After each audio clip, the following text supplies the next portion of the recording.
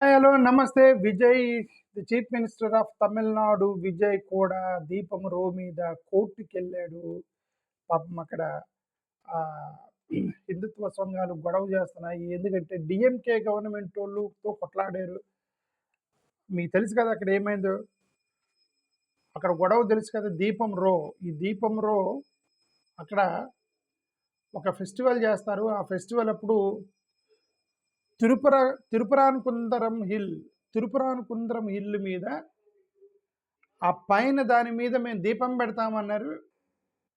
వద్దండి పక్కనే ముస్లిమ్స్ యొక్క అదేదో ఉందంట. అది మీరు పెడితే ఇక్కడ కమ్యూనల్ గొడవలొస్తాయి.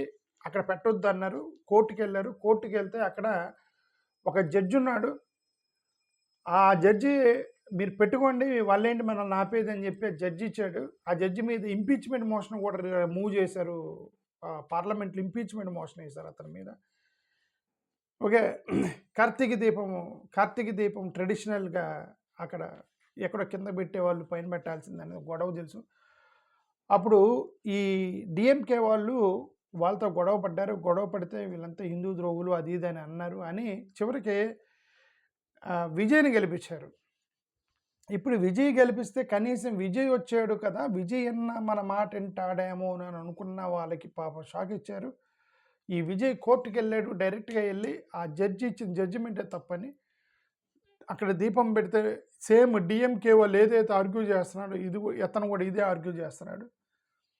నేను అందుకే మార్నింగు అక్కడ ఒక మార్నింగు ఆ ఛానల్‌లో ప్రొఫెసర్ రమేష్ ఛానల్‌లో ఒక వీడియో పెట్టేందంటే అంబేద్కరిజం కోసం వీళ్ళందరూ కొట్టుకుంటున్నారని, ఒకే ఐడియాలజీ మీద నేను బెటర్ కొట్టుకుంటున్నారని ఇప్పుడు ఈ విజయ్ ఈ డీఎంకే వాళ్ళు తిరుపరానుకుందం ఇల్లు మీద మీరు ఆ పైన దాని మీద దీపం పెడతాము అనంటే డీఎంకే వాళ్ళు వ్యతిరేకించారు కాబట్టి వాళ్ళకంటే నేనే బెటర్‌గా వ్యతిరేకిస్తానని నెల్లు కోర్టుకేశాడు విజయ్. ఓకే.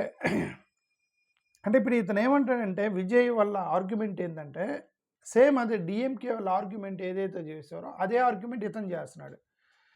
ఇతను ఏమంటాడు విజయ్ గారి గవర్నమెంట్ ఏమనిద్ది మేము సుప్రీంకోర్టులో వెళ్ళి తీసుకెళ్ళి వేసాము మద్రాస్ హైకోర్టు ఇచ్చిన జడ్జిమెంట్ మీద.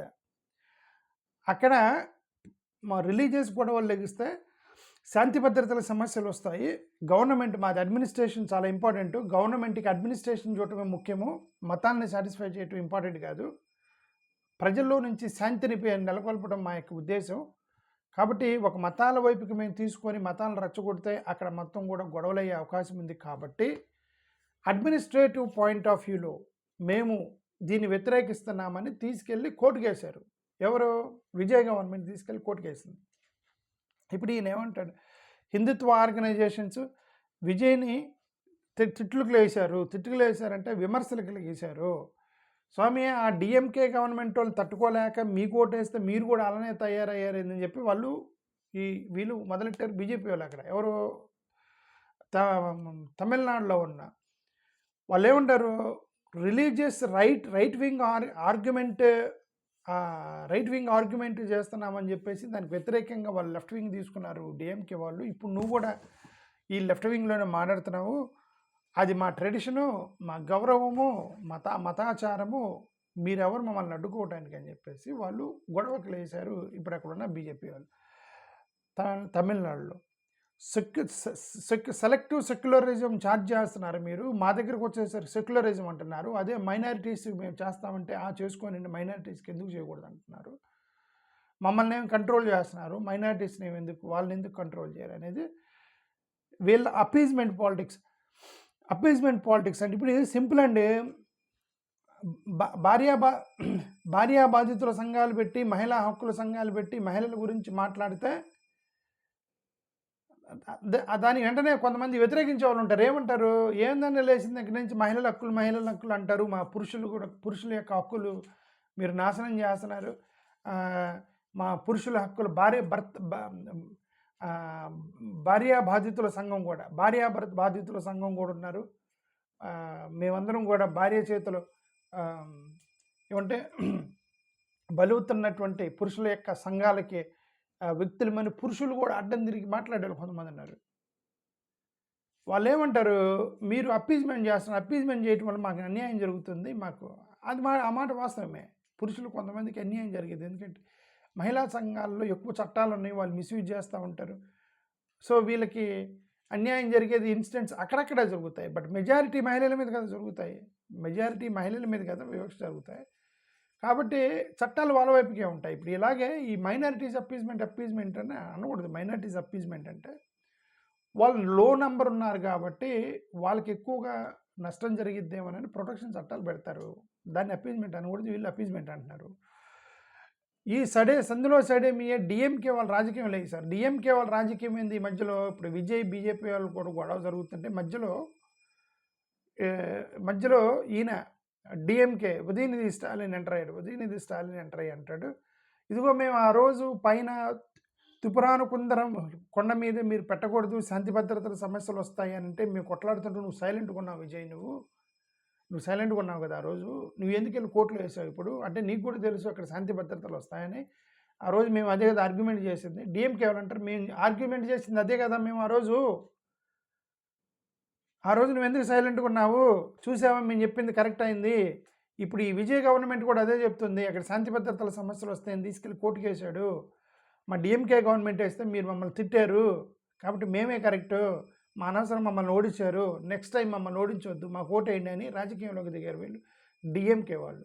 అదే వాడుకోవటం ఉందండి రాజకీయంలోకి. So okay. సో ఇది ఇప్పుడు అక్కడ జరుగుతుంది. ముగ్గురు రాజకీయం చేస్తున్నారు. విజయ్ రాజకీయం ఏంటి? నేను డిఎంకే ఏమంటారు అంబేద్కరిజము, పెరియారిజము, సోషల్ జస్టిస్ అనేది డిఎంకే వాళ్ళ యొక్క సొత్తు ఏం కాదు, వాళ్ళ ప్రాపర్టీ ఏం కాదు, అది వాళ్ళ మోనోపిల్ క్రియేట్ చేయడానికి లేదు.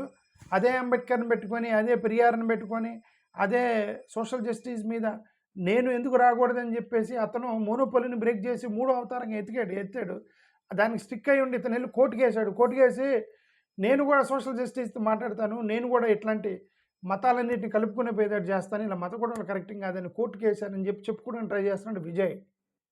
అవతల భారతీయ జనతా పార్టీ వాళ్ళు ఏమంటారంటే నీకు డిఎంకేకి టీవీకే రెండింటికి పెద్ద తేడా లేదు, రెండు కూడా అది ఏ టీం ఇది బి టీము, ఇద్దరు కూడా హిందూ వ్యతిరేకులు, ఇద్దరు కూడా హిందుత్వానికి ద్రోహం చేస్తున్నారు, వచ్చే ఎన్నికల్లో మాకే ఓటేయండి అని అక్కడ భారతీయ జనతా పార్టీ వాళ్ళు కూడా.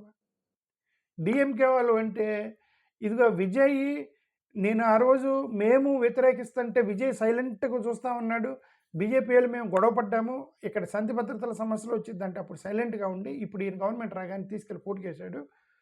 అంటే మేము చెప్పింది కరెక్ట్ కదా, మేమే కరెక్ట్ కదా, మమ్మల్ని ఎందుకు అనవసరం ఓడించారు, మమ్మల్ని ఓడించారు. విజయ్ చాలా తెలివిగా సైలెంట్గా ఉండి ఇప్పుడు మేము చేసిందే చేస్తున్నాడు. మా ఎలయన్స్ పార్ట్నర్స్తో గవర్నమెంట్ ఫామ్ చేశాడు. మా ఎలయన్స్ పార్ట్నర్లు అయినటువంటి కాంగ్రెస్ కాంగ్రెస్ వాళ్ళు ఎవరు వాళ్ళు